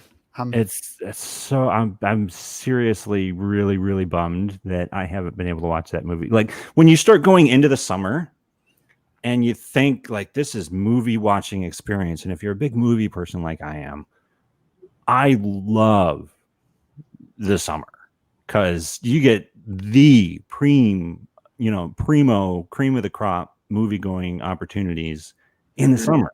Now all of these things are getting pushed back to the fall or a year later. And with the way everything's going and theaters literally closing and on the verge of bankruptcy and having no more AMC theaters, and they're probably just the first, that makes me wonder if I'm going to be able to go see the movies in the theaters anymore. AMC is going to probably have more liquidity, so they're going to you're going to see the mom and pop theaters go before AMC. My experience of going to the theater though was centered around the awesome deal AMC had though, which was $20 a month, and you can literally go see 12 movies the whole month, 3 every week, which was their counter reaction to video on demand, right? The whole on demand thing, and I ate it up for sure. I loved it. So Alberto, what were you going to say? You were looking I was gonna say something that kind of touched up what Bobby just said. Mom and pop shops. My thoughts been a little bit so. Not only do I love watching movies, I absolutely love watching movies, but catching up on movies. I mean, there's great movies that I'm still watching. Like I just started watching Mean Streets, Martin Scorsese classic, and I love it so far. But one thing that kind of came to mind is the possible death, or the kind of ripple effect that this is going to have on video renting places. We already don't even have a lot. Hollywood Video and Blockbuster's already gone. Nearby us, at least here in the Midwest, we have Family Video. But just last week, there was a Family Video like 20 minutes away that just shut their doors because A, no one wants to go to the movies, but B, no one wants to rent a movie that for sure has been in a bunch of other people's homes. Yeah. So even it's on my hands, and now it's on your hands. Even if it goes straight to DVD and Blu-ray, people are weirded out by that. Yeah, people are still kind of a little bit on the fence. So I'm kind of wondering, like, if the movies for sure go, without a doubt. If you go Family Video now, they have like 2 giant racks full of movies that they sell digital codes to, which I never see anyone really purchase, because to me, I'm just like, well, I could just purchase that at home. I don't have to do it through here. That just seems so random. That's all I purchase. The digital codes at Family Video? At Family Video. All my digital movies. Joe, are you the reason that those racks are alive then? Like they buying those. Joe, never go away. That's who. Because you can go in there and a brand new movie costs $8. Brand new digital $8. If you wait a couple months, it goes down to $5. Yeah, it does. And wait a couple more months, it goes down to $3.99, and then a couple more months, 99 cents. Interesting. No one else is doing that. That's true. But the only reason they're doing that is because they're getting the movies that have the codes in them and trying to make an extra buck off of the code in addition to renting it out. Mm-hmm. I don't know that that's going to be very viable if buying the physical copies isn't a viable business model anymore, to rent them out to people. I mean, to even really be staying alive, like what Family Video did in the last few years, they started adding 2 things. One, they started attaching a restaurant onto all their franchise locations, and they started selling CBD oils and CBD products. So they're just trying to be like, hey, like, maybe that was a real Hail Mary desperate attempt, the whole CBD. Yeah. And you're like, wait, when I think CBD products, I think Family Video. No, what? No. But here's the thing. Or do you? Maybe you do. Maybe you do think Family Video. Here's the thing. I went in, I talked to their managers, and I actually went up their corporate ladder a little bit. Here where I live, the local Family Video makes around $1,500 to $2,000 a week in CBD sales. A week? A week. CBD sales at Family Video. Correct. Never would have guessed. That I would never have guessed that. Never would have guessed that. There are so many other places to go to get that kind of. Yes, but here's the deal. There's a lot of people. That is weird. There's a lot of people out there that do not want to go into a smoke shop. There's a lot of people out there that don't want to go into those places. And Family Video is really PG for that. I can see that because like the nearest CBD kind of place is like all the way in Joliet or Crest Hill by me, which is like a small little mom and pop shop next to a small little gas station. Or you can go to Family Video right across the street from Walmart right after you pick up some chicken, eggs, and I don't know, some bread and pasta. You just stop by 5 minutes, pop in, and leave. Yeah. So I can see the attraction to it. And CBD, the markup on CBD is outrageous. You can buy 1,500 milligram. They sell it for $125, and they're buying it for $30. So the profit is outrageous. Yeah. So AMC needs to start selling CBD oils. Absolutely. Come in. That's the other wing of their concessions is CBD for you to enjoy with your movie. For extra $10, we'll put THC in it. Sprinkle some CBD over your popcorn. I know. You can Can you imagine? CBD, THC, or for extra $50, shrooms. Yeah, Can you right? imagine? Can you imagine getting to the counter and asking for gummy bears and they give you the wrong bag if that happens? No, I You're just don't. watching Frozen 3 with your kids and you're like, It would just make you sleepy. You'll pass out. Right. So moving into a little bit of a different transition and kind of wrapping up this conversation though. What does Hollywood do with all of these properties if theaters are gone? Like, it's expensive to make a movie. mm-hmm. Really expensive. And when we were looking at, let me bring up that other graphic that Bobby so skillfully created. Right. So this is domestic, by the way. These are all domestic. Right? Yeah, this is all domestic. So, and this is the money that they were bringing in from the movie theaters. Looking at the theaters, right? Theaters. But then if we're looking at this top lifetime grossing box office from Box Office Mojo, right? These are the top 10 in order. In order. We've got Star Wars: The Force Awakens. We've got Avengers: Endgame. We've got Avatar, Black Panther, Infinity War, Titanic. These are all massive movies. Yeah. Right?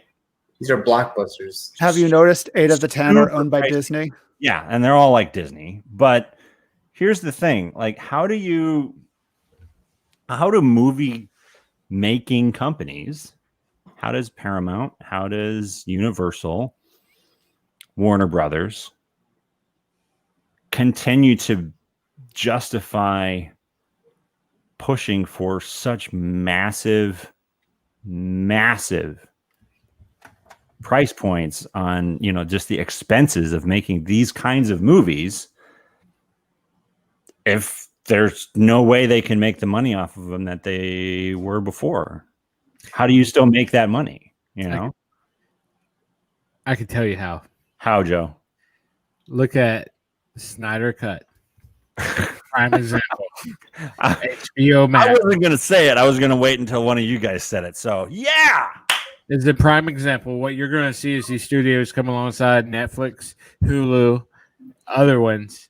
Or just make their own, like what Amazon, Warner Brothers is doing. Yeah, Amazon Prime. And they're going to fund these movies that's how they're going to make their money. Yeah. I mean, I look at so for example,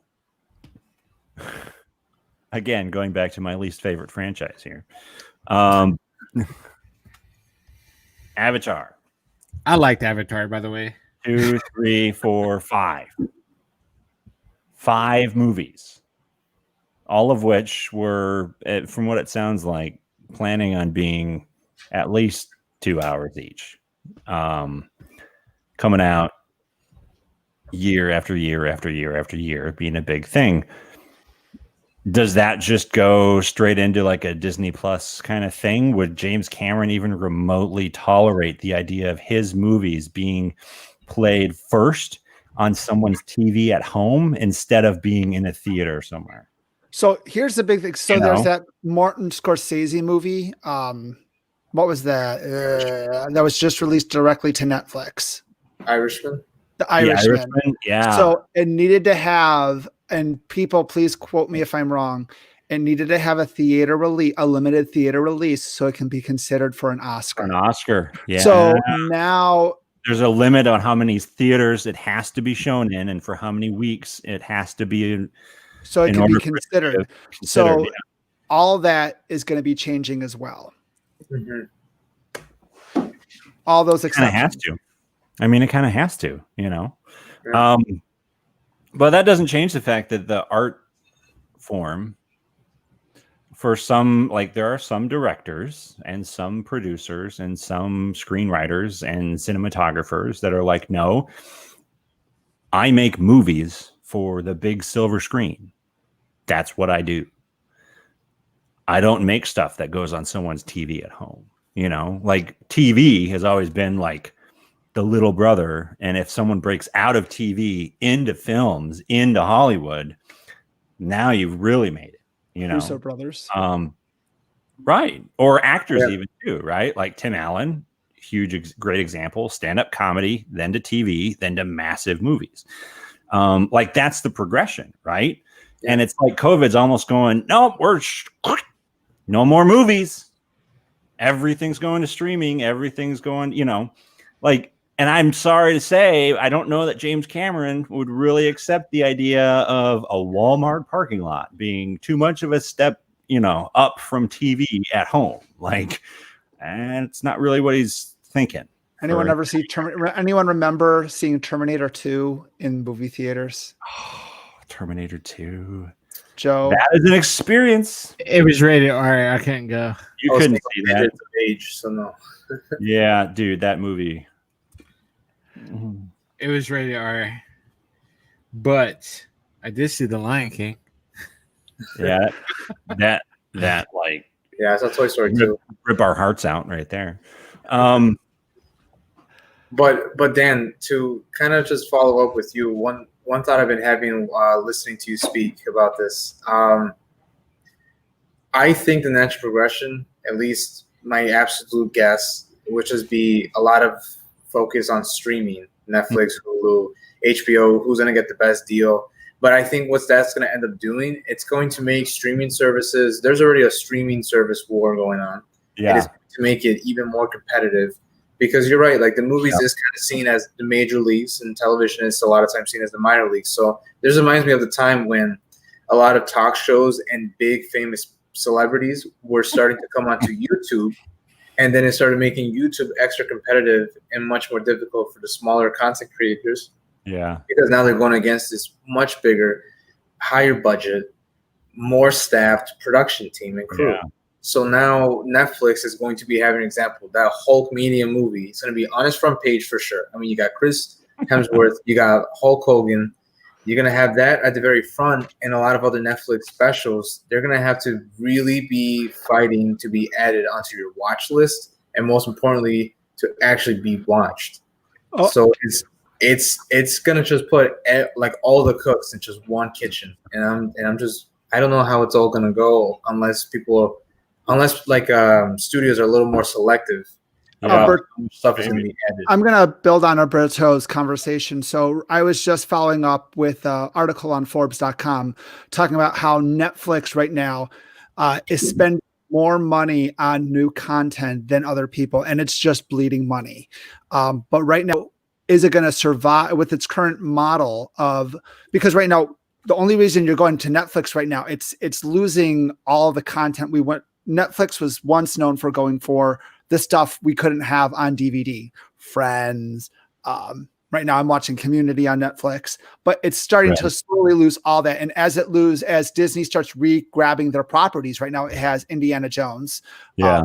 As everyone starts grabbing back their own properties and bringing it to their own services, Netflix relies on original content. And right now, its price model is just shooting out original content as fast as it can, Yeah. keeping that subscribers. And right now, if I'm reading the Forbes article correctly, it's not going to be able to sustain that. But will someone like Disney, who has already such a massive archive, who's slowly getting all their items back in, and who could also probably do lower budget films, and not necessarily the big budget films, may not always, you might get a lot less. As one of the articles we were talking about earlier, you might see a lot less big budget movies coming in the pipeline. You might see more middle to lower budget movies coming in directly to video streaming, and see like the occasional big action blockbuster coming to a movie theater. That's where I'm wondering if like the partnerships that are going to almost have to exist, like you were talking about the whole Paramount issue with theaters, all that. I kind of feel like that is almost going to have to be the exact same approach or attitude that all of these film companies are going to have with streaming companies in order for them to stay alive and viable if theaters are starting to diminish. Like, yes, you'll have the big experiences, and it'll almost be like, going to a Bears game or something like that, right? Like going to see the football, or like it's going to be an experience, like Joe was saying, how expensive it is. Like, we're going to have to get everybody together. It's going to be a big thing. And we're going to go to the premiere of, and it's going to be more of a thing. And then streaming services or on demand, it's going to be pricier, but you're going to get it sooner.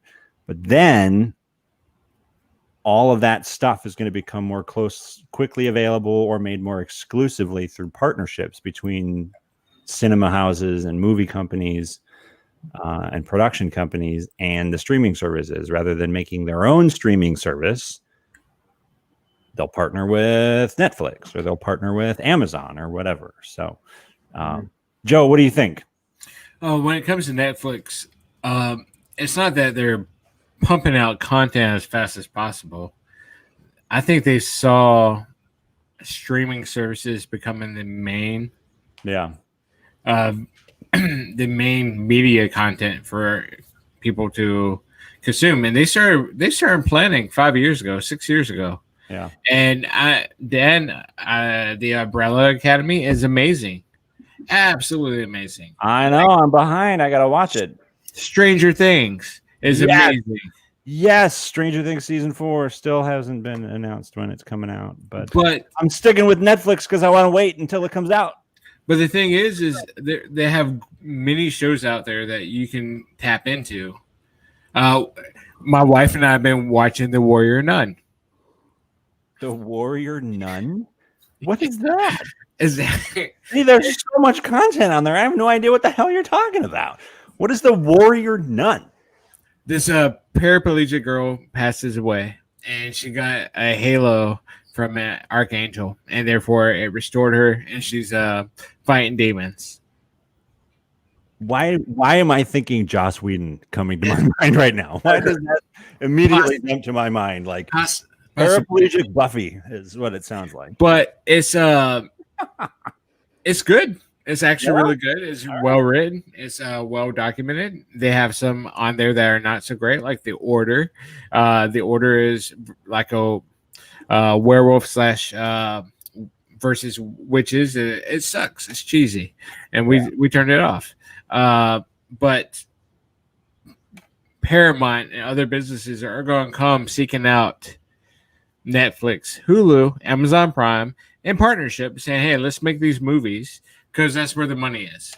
Do you think they're going to partner, or do you think they're going to be like, nope, we're going to make our own exclusive online streaming, and if you want to watch our movies, you got to come and subscribe to or rent them directly from us, because we don't have the margin in our budget now to be able to lease them out to other people?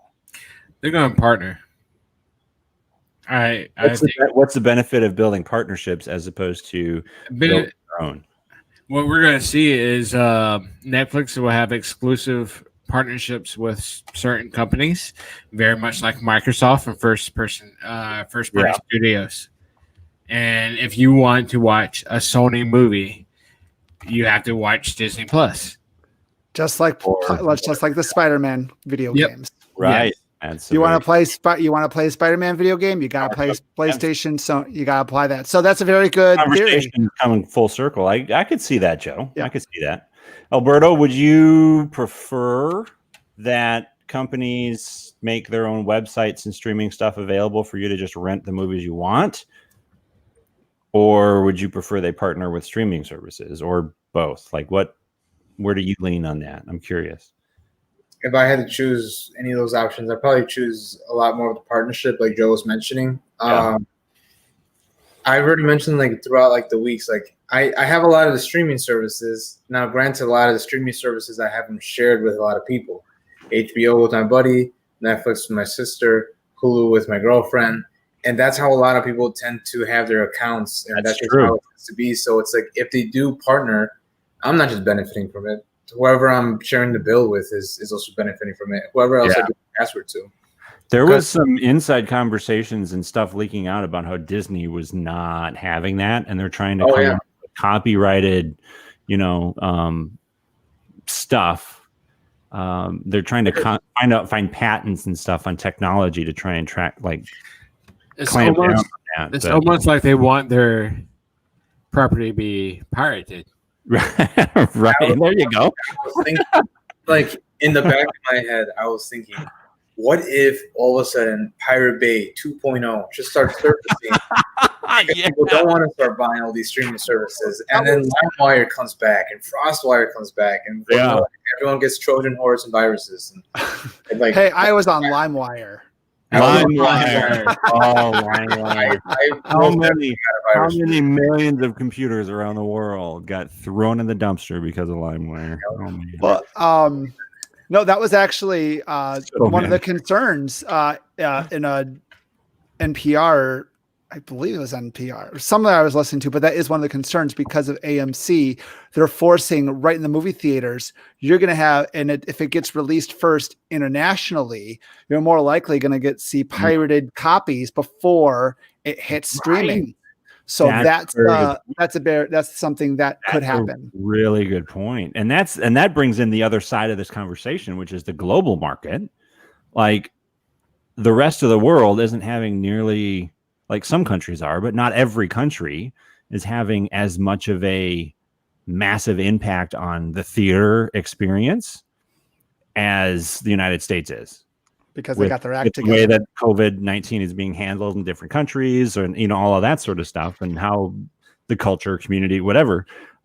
China's huge, and it seems to be, as a nation, they're getting a better grips on the spread and the country as a whole. A lot of people are seeming to be doing their part, and it's kind of spoiling it a little bit. Like theaters are more likely to open there than they are here in the United States, or at least there first and not here. So that's not to say that the United States, we're kind of looking at it like we're the center of the movie world. And when it comes to making movies, we're definitely up at the top. But as far as making and going to the movies, we're not the only dog, the only horse in the race. So that's a good point, Bobby. Like the idea that if you release this digitally right at the beginning across the world, that could make pirating significantly more prominent everywhere, all over the internet. And that's a concern. So this is crazy. I don't know that we solved anything. Joe, go ahead. Or the other thing, they'll come out with a vaccine, and everyone will go back to normal. And we would just have we will equate COVID to the flu and just have a high body count. Yeah, I hope we can go back to normal without having to go through crazy. But I think we'll see. I We'll think see. after COVID is going to have an effect. I think there will be a return back to normal, but there's going to be companies that are part of the casualties and trends where people have moved on to, and things will have changed where you can't go backwards. Yeah, and that's the thing, Bobby. I think that there's a lot of serious concerns in the phrase after COVID. Like, will there be an after COVID? Because it sounds like this is something to varying degrees will, even if there is a vaccine that comes out, like it's still going to be a thing. It's still going to be around. It's still going to be there. And it's going to be with us for a while. So Right. Can we say after COVID? I'd like to think that optimistically. I'd like to hope that, but it sounds like it's going to be a while. Right. Yeah. Fingers crossed. Exactly. So that said, as soon as the theater opens, I'm getting a freaking movie ticket and I'm going to go see a movie. I am. Bring my mask. I'll bring a 6-foot long stick to make sure everybody stays back, but I'm going to go see the movie, So with that said, let's move on to our really pointless debate. We got about Is it my turn this year? It is. It is your time. All right. Okay. I need everyone. 2 people. No, I was actually going to have all 3 of you involved if possible. You're going to have all 3 of us debate? All 3 of you debate if possible. Nap. Yes. I don't know if that works with the graphics that I have because it's always for and against, and it's always 1v1. No, it's so this is everyone's going to vote on why something's the best. All right. Well, let's take a listen. All right. I want to have everyone give me a number 1 through 10.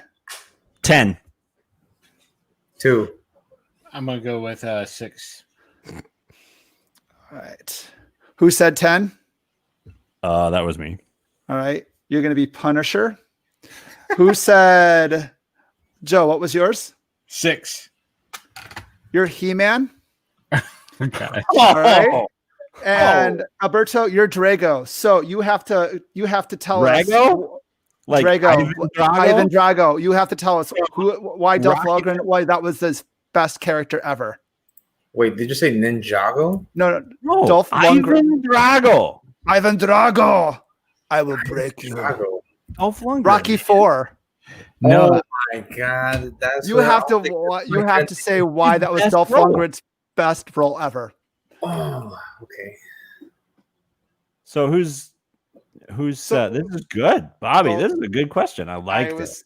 Was the other one going to be? So if Christian was here, I'm just curious, which one would he have had? He would have had He would have had the role from Aquaman.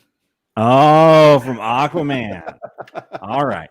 I would have thought like the Expendables would have been in there somewhere. That one, but I was trying to go with something a little bit more. Yeah, like he was one of the lead kind of. Yeah, I get it. But that was a good one too. All right. Well, let's have Alberto go first. We'll give everyone 1 minute. Oh, this is the hardest one. No, no. don't make me go first. Everybody's got to go first at some point, Alberto. As Ivan, what am I supposed to do? Ivan Drago. Why that was is the best role he has ever had. I gotta make several banners here for this. Then hold on. Let me hide that one. Sorry, that's okay. Trying to put you on, but I was trying to have a little bit more fun with this. So, how do you spell Dolph Lundgren? How do you even spell it? I have to do it right now. DOLPH space Lundgren LUNDGREN.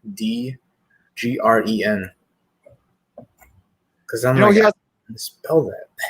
How do you? That guy's name is so like. How do you spell that? What? Like if that isn't one of the most Swedish names I've ever heard in my entire life. I don't know what it is. Dolph Lundgren's best movie role, movie character. We'll do that. Is all right, Berto. All right, You are going first, sir. let's do this. All right. Ivan Drago. Here we go. All right, Ivan Drago. This is set in the 80s during the Cold War. The United States was fighting not just whatever was going on inside or behind our closed doors, but we were fighting a different nation in silence and always in fear. No one was able to play an entire nation's fear that it had here in the United States better than Ivan Drago's character. And most importantly, just how it felt watching the beginning of the movie, watching Rocky, our Superman, our hero, go down. The rest of the movie, you've never held your breath more in a Rocky movie before. Every other movie, you think he's going to make it. He's going to pull through. He's Rocky. He's Stallone. No big deal. This time, though, the Iron Giant himself, the Italian stallion, he gets knocked down. And after that, once Superman is taken down, you think that God himself is taken down as well. Who is going to defend the United States' pride and safety? So the entire story of Ivan Drago not only represents Rocky's moments where he's stripped down back to earth and realized that he's just a mortal man, but it's a moment here in the United States letting us know that everything that we built up, all the accomplishments and that we've done, can be knocked down in one punch. All right, there we go. Okay. That's hard. That was rough. That was hard. That was easily the easiest of the three movie choices. Overall. Come on, dude. You got Punisher and He-Man. I mean, oh, you He-Man. dude. I am so ready for this. I love Dolph Lundgren. Okay. Right. Who's next? All right, Joe, go for it. I gotta give you. I gave him 1 minute and 10 seconds. I'm giving everyone 1 minute and 10 seconds. Why am I arguing? I'm not clear. Which one did you get, Dan? He-Man. He-Man. You got He-Man. So you have to argue why He-Man was Dolph Lundgren's greatest role. See, I didn't even know who Dolph. Do we need a reference? Do we need to get a picture here? Oh my God. No, I googled him. You had to Google Dolph Lundgren, Dolph dude. Lundgren, He-Man. Dude, Dolph freaking Lundgren, right here. This guy, that guy right there. This guy, totally, definitely. I got it. All right. My Google Home is going off. All right. Calm down, Google. Calm down. All right, I'm ready. So okay, hang on. So we didn't get this for, so this right here is him as Ivan Drago. Yeah. Pretty sure, right? Yeah, that's how Okay, so then we got Dolph Lundgren as He-Man. He-Man, right? Oh boy, look at that. Look at that right there. This is the prequel to Rocky IV. The prequel to Rocky IV. Right. All right, Joe. Okay. It is all you, sir. The greatest role of Dolph was He-Man. He embodied millions of children's iconic hero. He became the master of the universe. That's the most iconic role for anyone born in the 80s and late 70s. And I don't know. That's it. Like, everyone remembers playing He-Man, and he was He-Man. So there's my argument. That's it. Joe, I would have gave you extra points if you said he was the man, but you didn't go with that. Sorry. Damn it. You could have also said he conquered the streets, he conquered the ring, but now he's conquering the universe. Oh, Bruno! Wow. Wow. Where was that 5 minutes ago? Well, I wish I was He-Man then. Apparently, you should have had He-Man, right? Totally. All right, Dan. All righty.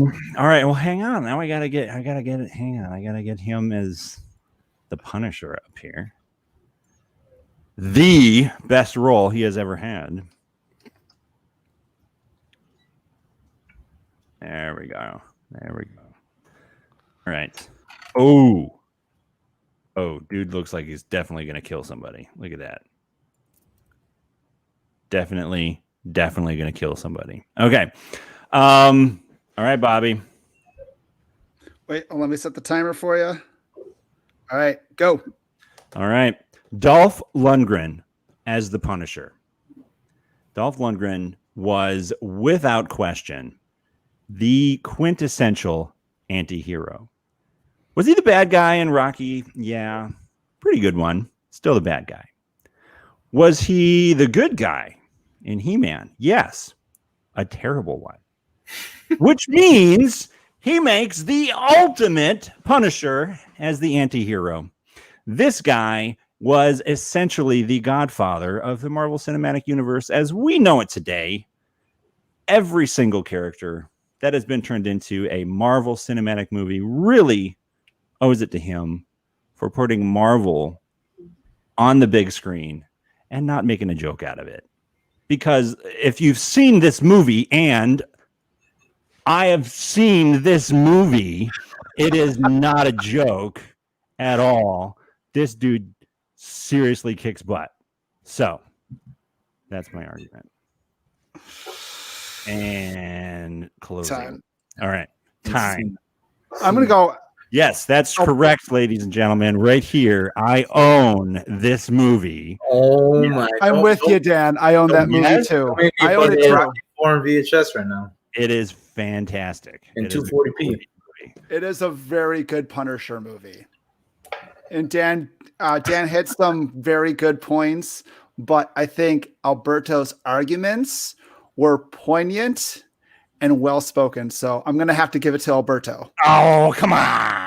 You had some good points about he was a good he was the first Marvel movie that didn't make it a joke. Yeah. And But that is- you're going with this guy right here. Yeah. I mean, if anyone thinks Dolph Lundgren, yeah. So in retrospect, though, in all reality, I'm curious. Joe, it'd be maybe a less interesting question for you because you probably don't know any of the movies he's been in. But what roles would you say is probably his best? I'm just curious. I got to look up the movies that he's been in now. Let's see. He's been in Kindergarten Cop 2. He was in Honestly, interestingly enough, Kindergarten Cop 2. Let's just stop there. Interestingly enough, I really did like him in. Was he in Expendables? I thought he was in Yes, Expendables. he was. Yes, he was. He was awesome in Expendables. And Yeah, was I he in thought the he other was two? good in that. Well, he was in the second one. I don't know if he was in the third one. Was he? Well, let's find out. We'll find out here. Let me get all of that. But I just remember watching that movie with my dad, and I recognized the face, and I'm like, that guy took down the Italian Stallion Yeah, he did. like 30 years ago. That's what he Definitely. did now. No, the Italian he Stallion was in took down him. Creed 2. That's Yes. right. He came back as Drago. Or he took down, Apollo Creed. Yeah. He definitely took down Apollo Creed. Man. Oh boy, shed a man tear. But he took down the Stallion where it hurt the most in his heart. That man was. It's true. That man went through like My Chemical Romance phase the whole I next would- hour and a half. He was Expendables 3. Yep. Must not have been a huge role. I don't know. I don't remember that game or that movie. For me, Rocky IV though is definitely like the iconic role of Dolph Lundgren. I mean, he was Universal Soldier and all these other movies, but Oh yeah, I forgot about that. yeah, That was a good role too. But I mean, Ivan Drago for sure is his iconic character in my mind, anyway. Definitely. Next week, or like a real like a wrench in however that phrase is. Kevin James, the best Kevin James movie role ever. Paul Blart 1 or Paul Blart 2. Paul Blart 1 or 2. Yeah, We're not going to go with Hitched. We're not going to or go Hitch. Which was good. We're not gonna go with Grown Ups. I mean, all the Grown Ups franchise. Oh gosh, don't even get me started on that. What was that one movie that he was in that was like so bad that like everybody just instantly forgot about it? It's something to do with like. for me, it was Chuck and Larry. I remember seeing that, and I almost forgot I watched it until this There conversation. was a weird one. Yeah, that was just not very good. Yeah. Anyways, well, let's wrap up the stream. That was a really, really, really interesting, pointless debate. A three-way kind of a Dolph Lundgren three-way. OMG. Yeah, that just came out the wrong way. There's another joke. Yeah. Joe saw it. He heard that. Yeah. That came out the wrong way. Definitely did. Okay. Next week, though, good transition. Marvel. That's what we're going to talk about. Marvel. He's like, I got 2 kids out. And kind of centering around a little bit of the past, what we loved about it, and a little bit of the future, and what we're excited about, and maybe what we're a little nervous about. I've got a lot that I'm actually nervous about. I do not have a lot of high hopes for the future of the MCU, but I could be in the minority, and we'll find out next week. So when we're talking about Marvel, we're not talking about the comics. No, we were talking about the Marvel Cinematic Universe, the movies, And the corresponding Disney Plus shows. and all of the shows that are coming out after it, Okay. and all of that madness. So, yeah, that'll be an interesting conversation. And then I think after that, the inevitable conversation is what exactly is it that makes good comic book movies? What makes bad ones? You know, what would be your top 5 best and your top 3 best and top 3 worst? This better not be on one of your worst. I seriously, this is such a kick-ass movie. Anyway, so that'll be our chat for next week. Marvel Cinematic Universe. If any of our listeners have some ideas as far as the Pointless Debates goes, who hasn't picked one yet? Alberto? Yeah, You haven't. picked one. You haven't picked one yet. All right, Alberto, you are picking the Pointless Debate for next week. Oh, you better get ready. I'm get ready. You better So get ready to pull things out of your butt, Dan. This is the first week I didn't lose. Alberto, you've It been on is. a winning streak. Alberto has won every single one. I know. He's very well spoken. So we gotta crush his record by making him pick next week. That's what we gotta do. Pretty much that's the way it I'm happens. I'm just using my retail sales associate tactics. That's it. There you go. Practicing my yeah. sales pitches between folding shirts. There you go. So thanks again, guys. Awesome chat. Good hanging out with you, and we'll see y'all next week. All right. You All guys right, have a have good a night. good week, guys. Adios.